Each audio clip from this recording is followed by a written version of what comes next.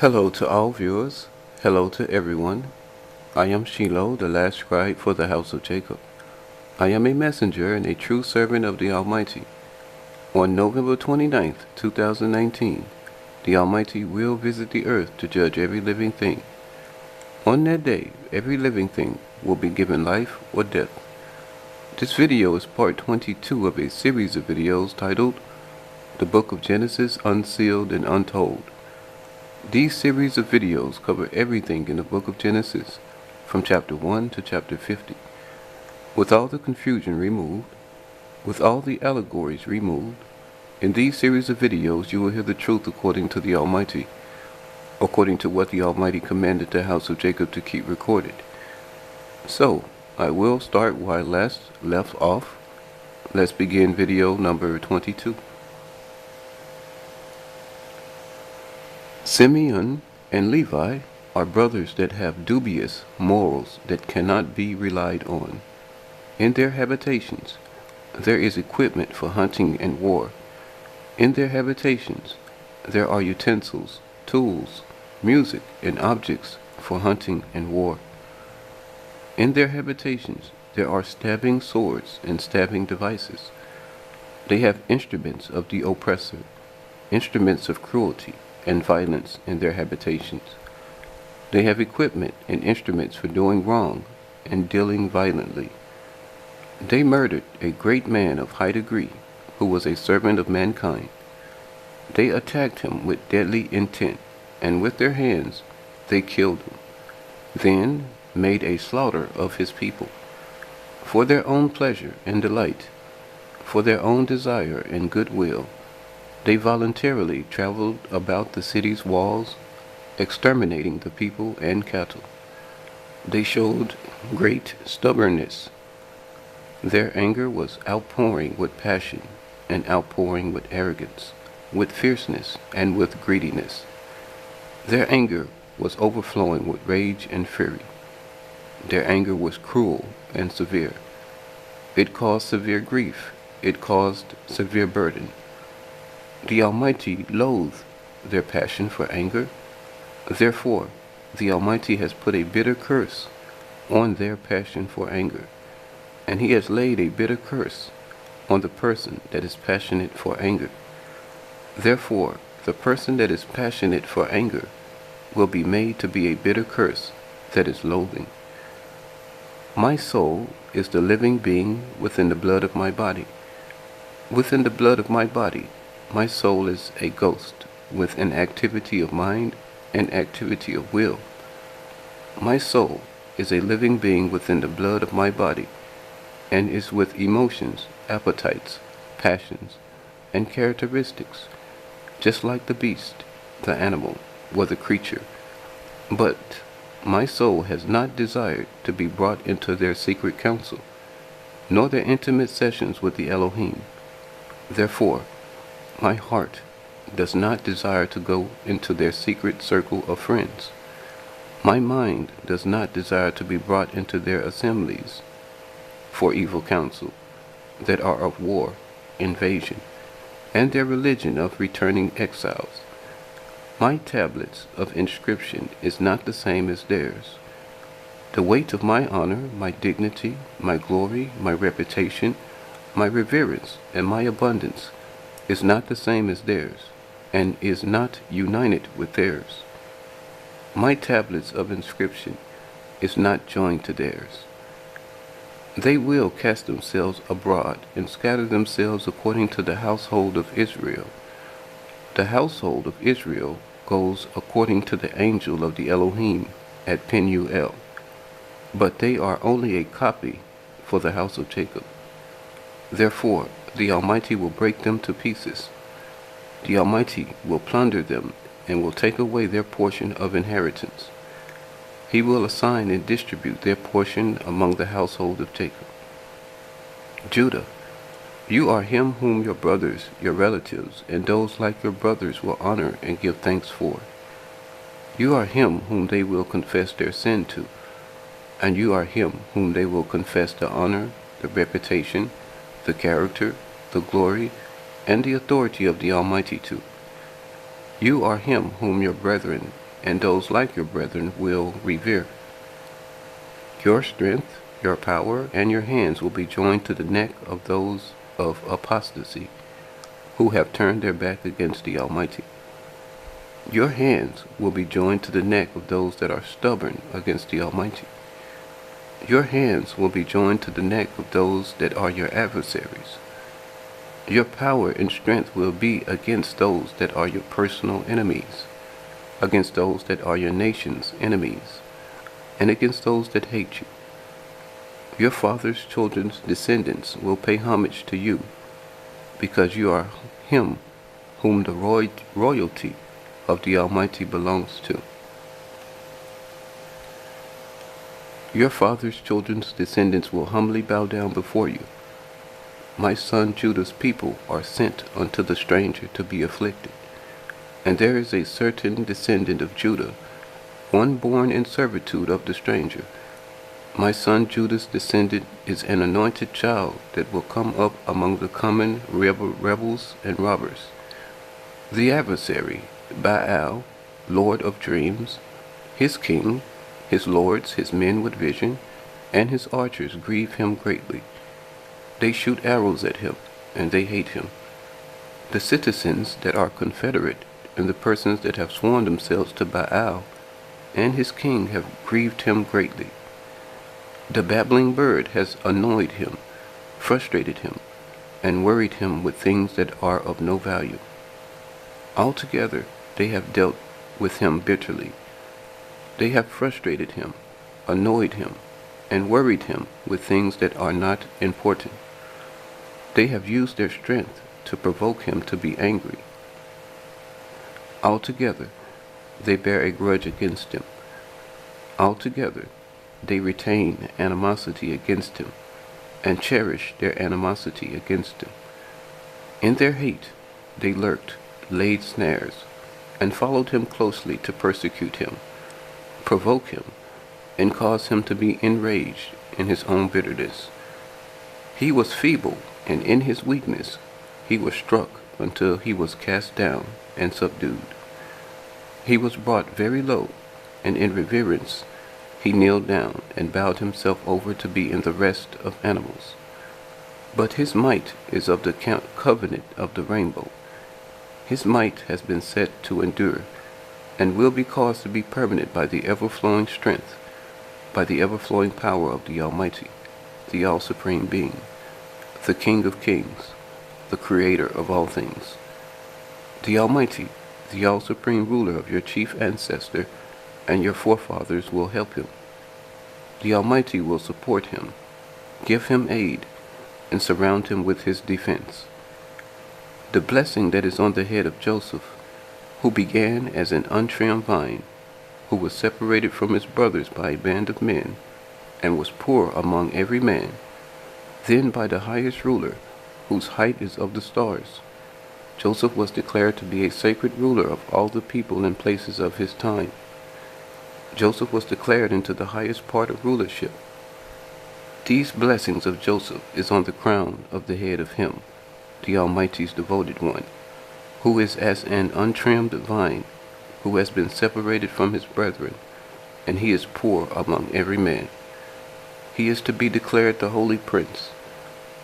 The Almighty will summon him to his heaven, the highest heaven, and he will kneel before the Almighty, and be blessed generously by the Almighty himself.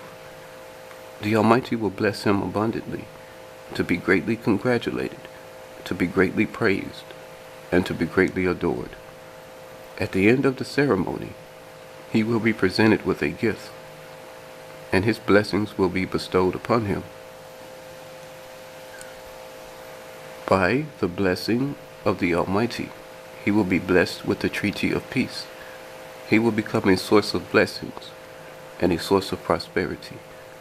The Almighty literally becomes his father and his immediate family. My son Judah's descendants is of the Almighty's royalty, a member of the Almighty's own household. He is the first and only of his class of person. He will be blessed with the prosperity of the deep sea and of the deep places that are laid out under the heaven above. He will be praised and adored by women of breast who carry the womb, and he will have compassion and mercy for both men and women. Indeed, he will receive the highest blessing, and he will be the praise of the Almighty. For a man to become a source of blessing, a source of prosperity, a source of peace, and to become the praise of the Almighty with the blessings of kingship, respect, and honor, these blessings have prevailed above the blessings, the peace, and prosperity given to my progenitors. The Almighty has given him stronger, mightier, prouder, and greater blessings than the blessings given to my progenitors. Therefore, the blessings of his Father, who is the Almighty, has fixed what has been broken. The blessings given to him from the Father, from his Father, the Almighty, will always be confirmed, will always be strong, will always be powerful, will always be proud, and will always be mighty to the full extent of eternity, to the full limit of everlasting. For a sign, for a monument, and for remembrance, his strength will forever remain mighty to keep custody of the law, to keep order of the law, to keep the labor, the work, and the service of the law, to keep the fellowship of the law, to keep the land of the law, and to keep dominion. The strength and power of his military and political forces are made solid and strong, and is bound to the ever-flowing power of the Almighty, the All-Supreme Being, the All-Supreme Ruler of your father Jacob. His forces are made to be fast, agile, and they are bound to the power of the Almighty. His forces are mighty in power, and stretch out their arms to help. My son Judah's descendant is found worthy, and is appointed to be the steward to a family of mighty people. My son Judah's descendant is the firstborn son of the Almighty. He is the first of his kind, the first of his class, and the first and only of his condition. From my tablets of inscription, by the Elohim comes the shepherd of idolatry, who is a ruler, a teacher, and a special friend of the people that cares for the people. This is the shepherd of idolatry, and is called the stone of Israel. At the judgment of the Almighty, the stars will fade away. At the break of day, at dawn, my son Judah's descendant will be carried away, ascending up as a natural phenomenon. He will come up before the Almighty, the All-Supreme Being, the All-Supreme Ruler, the Creator of all things. The Almighty will recover him and restore him. The devoted one will grow over and be made superior. He will be exalted and made to excel. He will be mentally stirred up and brought against those that come up of animals. He will cut off those that come up of animals, and those that have remained in an animal condition. He washed his garments with the blood of his enemies, and his clothes are as the treading down on clusters of grapes. Bound with cord to his coat, he takes his prisoners of war to the house of Jacob, and to the nobles of the house of Jacob. His mental abilities and spiritual faculties will be intoxicating, as banqueting with wine. His knowledge, his countenance, and his presence will be intoxicating, as banqueting with wine. His face and outward appearance will be made very well, and his humbleness will be intoxicating, as banqueting with wine. His teeth are the teeth of a man, white as ivory, white as milk. He will set up the justice and work of the Almighty. Imagine a young fierce lion. Now picture, this violent young lion is abroad, tearing the prey into pieces. Then he is caused to lay down and rest. Imagine that same young lion becoming a great and powerful lion, violent, fierce, and laying down resting.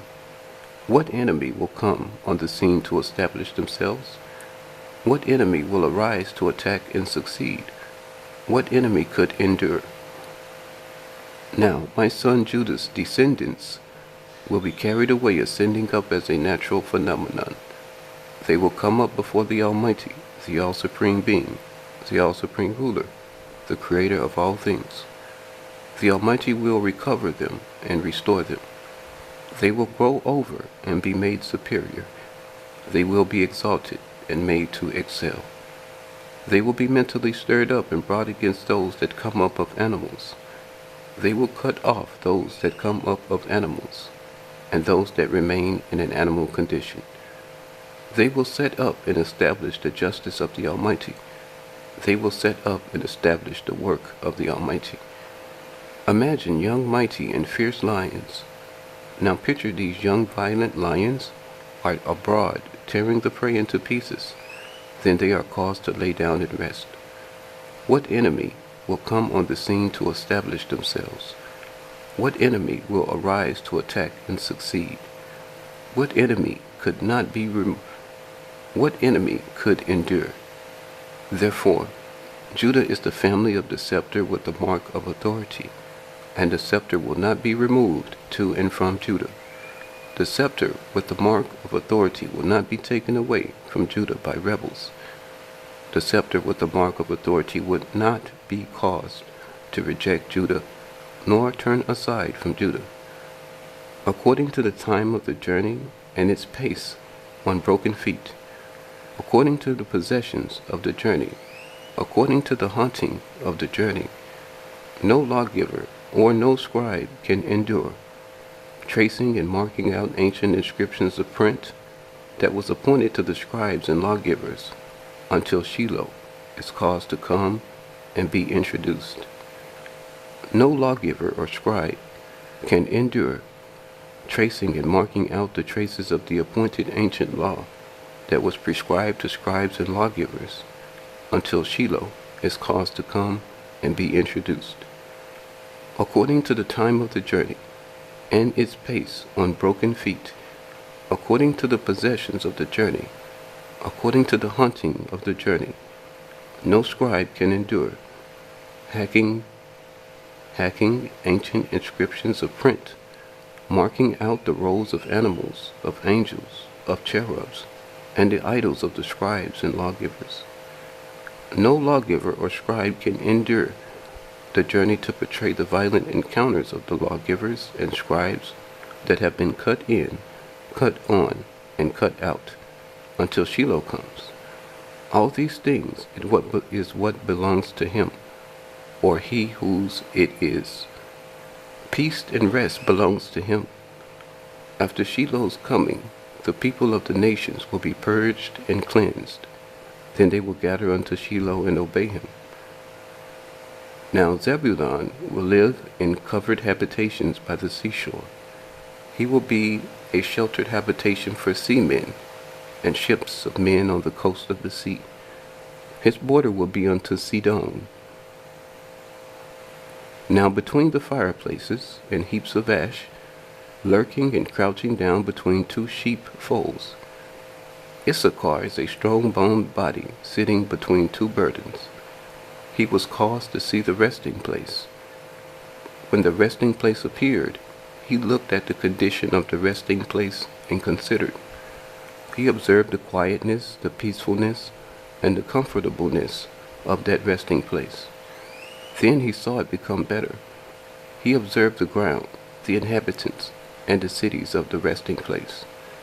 He discerned, he distinguished, he observed the ground, the inhabitants, and the cities of the resting place. He discerned, he distinguished, then he advised himself. He advised himself that the resting place was beautiful and excellent of its kind. He advised himself the resting place was the best benefit for his welfare, happiness, and prosperity. He advised himself the inhabitants of the land were happy, beautiful, and pleasant. He advised himself the inhabitants of the land were good people of understanding, good morals, and good ethics. He was enticed and became a servant and worshiper of the Almighty.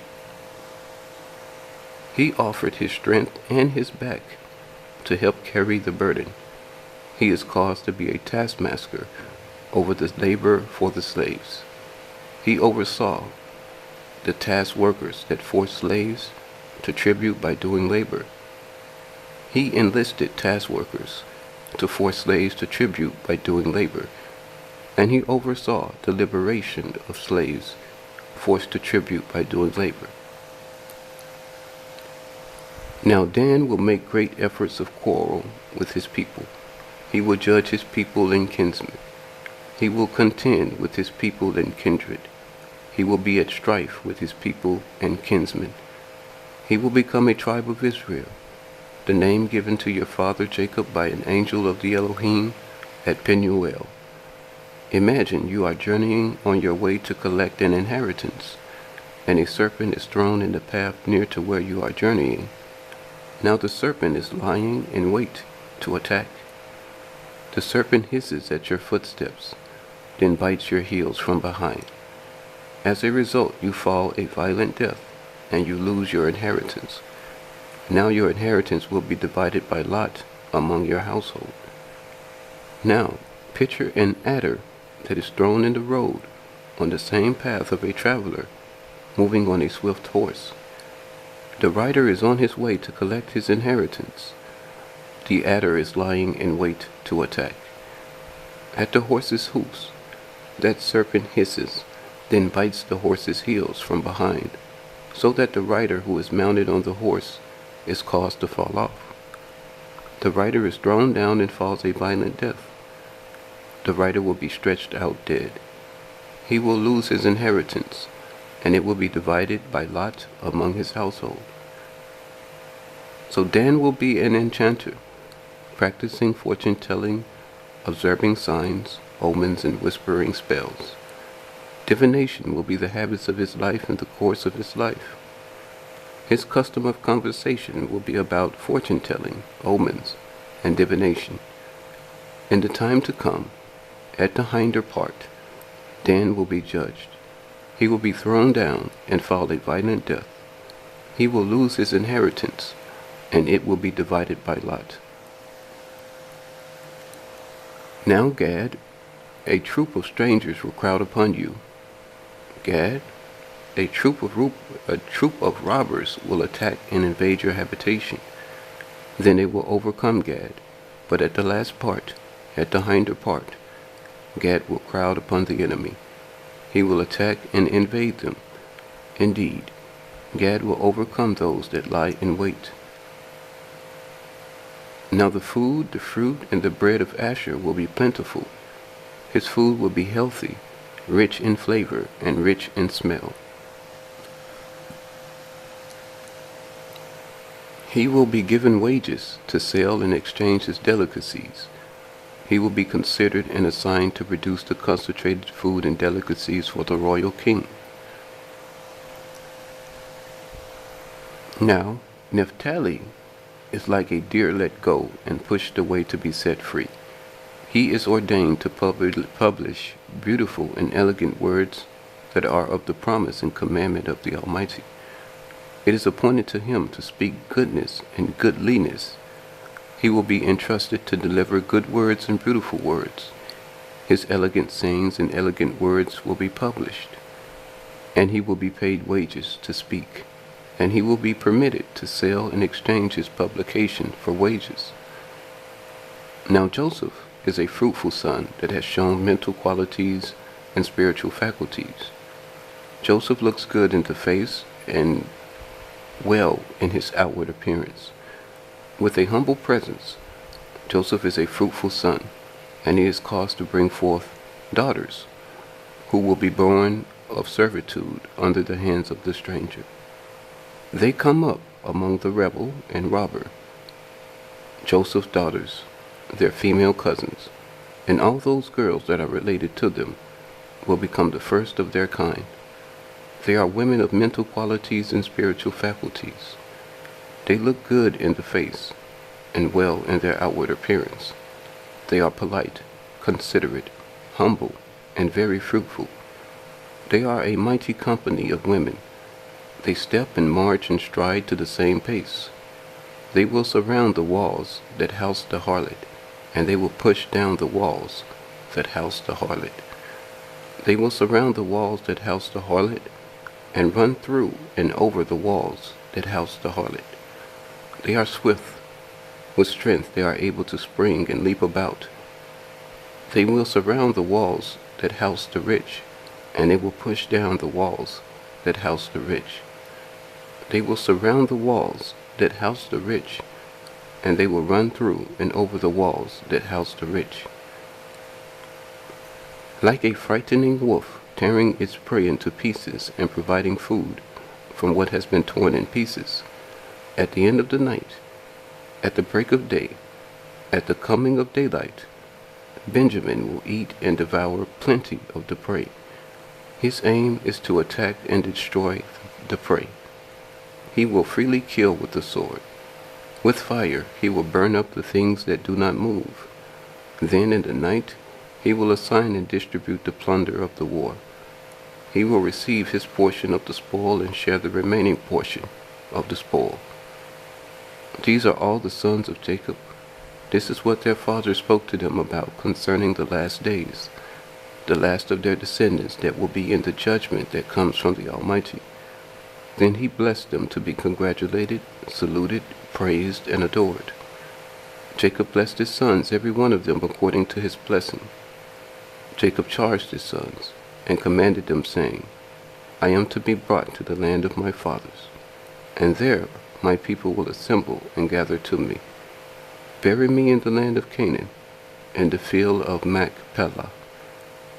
This is the end of part 22 of my video series titled The Book of Genesis, Unsealed and Untold, and covers my manuscript titled The Almighty, the Beginning, His Creation of Mankind, His Promise to Judge Mankind, His War against the Elohim, His New World and His Order. I am Shiloh, the last scribe for the house of Jacob. Watch my videos, follow me, and discover the recorded truth about the Almighty, His power, His glory, His honor, His reputation, His experiences with, His message to all the individual species of persons on the earth.